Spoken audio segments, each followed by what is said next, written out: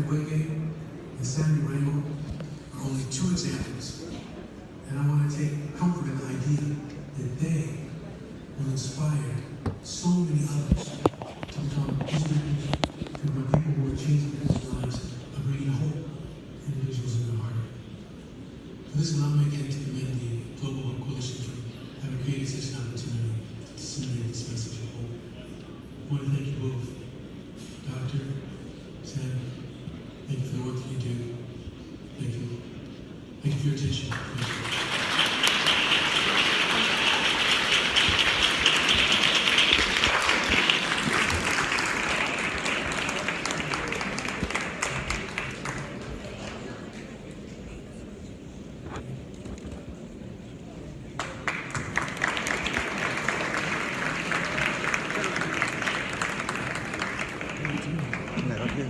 Yeah.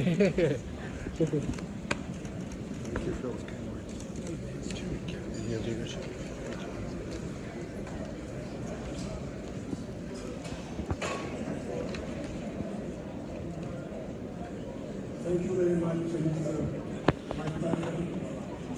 It is really a pleasure to receive this award from your hands.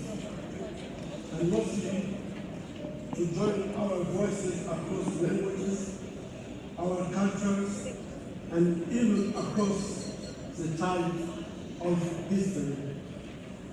Thank you to the Global Hope Coalition, for UNESCO, and to all of you here tonight. You are true heroes who fight impunity and extremism worldwide. The will to bring change is fueled by hope. As agents of this change, we face dangerous opposition to universal rights and doubt in our own. Freedom of speech, access to education and health care, to live in peace, and altogether the freedom from wars. Radicals who use violence and hate, those who exploit resources and people, and those who remain silent can be defeated.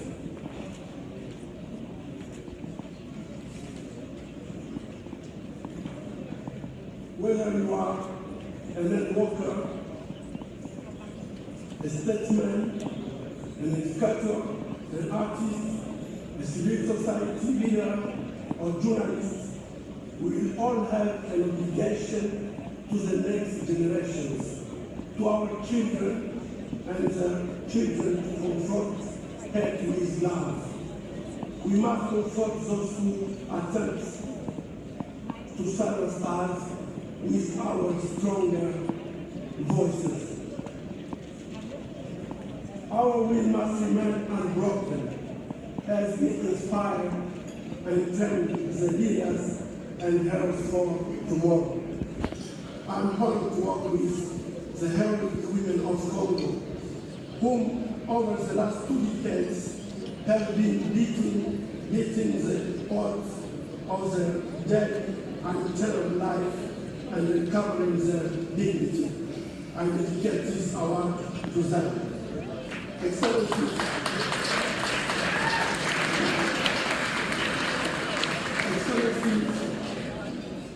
Presidents, ladies and gentlemen, dear friends, let us stay united to challenge the wrong of our humanity and force human rights, freedom, and peace everywhere. Thank you. Congratulations.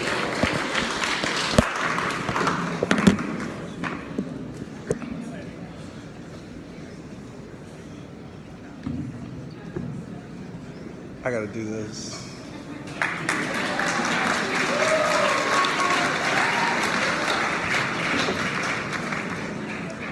First and foremost, I'm gonna ask my table to make sure they save my dessert for me. It's important.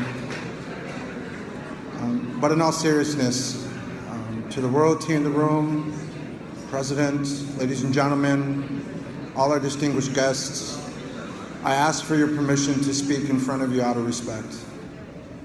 Thank you for being here, and thank you for inviting us to be here today. This is my first time in New York, so I expect nothing less each time I return here from now on.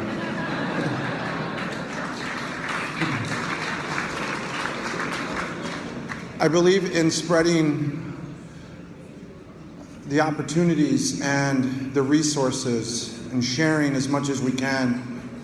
And so the people I brought with me today are also other heroes that are out there in the community, like Collaboration, who uses theater to address racism in Chicago.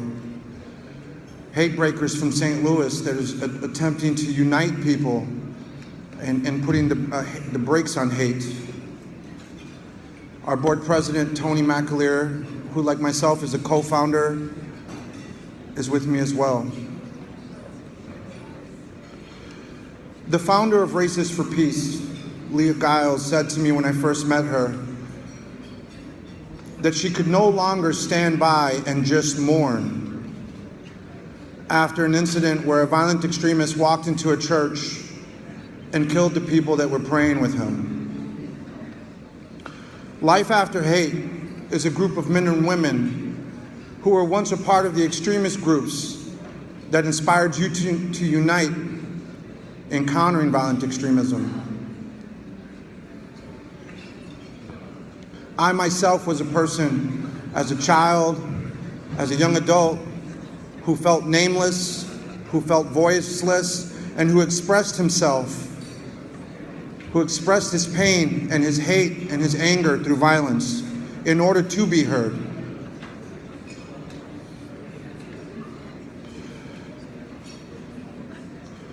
Today we stand with you, not as the condemned and not as the violent extremists that we were, but in solidarity and in union with you in combating violent extremism in this country and anywhere it may exist.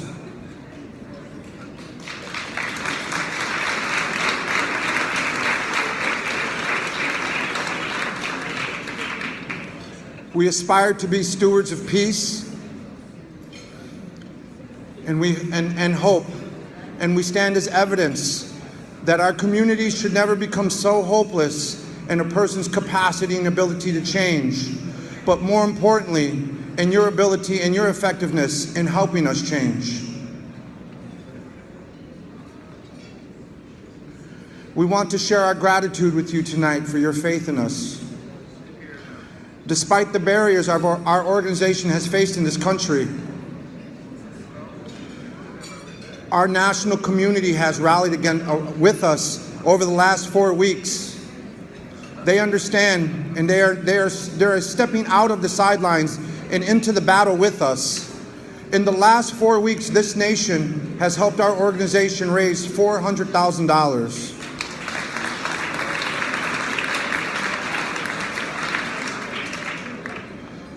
That tells us that not only do they believe in our ability to transform, they also believe in our mission. We have used our own blood, sweat, and tears until recently to do this work. And so you can imagine how lonely that felt at times. But like many of us in this room, we go quietly along as we take on these battles, as we confront these issues. And while our national community rallied around us, we recognize tonight that the global community is embracing us.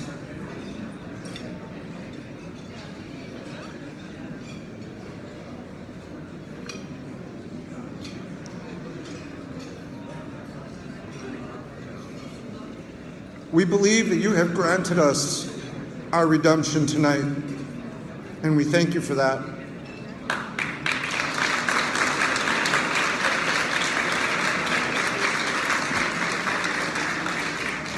Our organization represents that people can recover from the worst kinds of hate and hurt. And your organization represents that you can overcome the hurt that we have caused through our hurt and pain, and that you can be forgiven, and that you will allow us to reintegrate into this community as partners in joining forces in combating violent extremism. You embody the core of all humanity and all that is good, and represent for us and let us know that that exists in all of us. And that is important for us to know, because oftentimes the people that we're trying to help feel that there is no place for them to go once they are ready to change.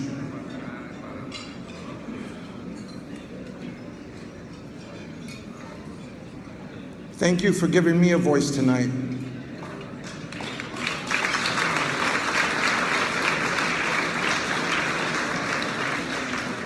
And what I have learned most of all in doing this work and in my own change process is that the best way to combat hate is with your own humanity. We do not consider ourselves heroes, but we do consider ourselves a part of the solution. Thank you on behalf of my family, Life After Hate. We appreciate you.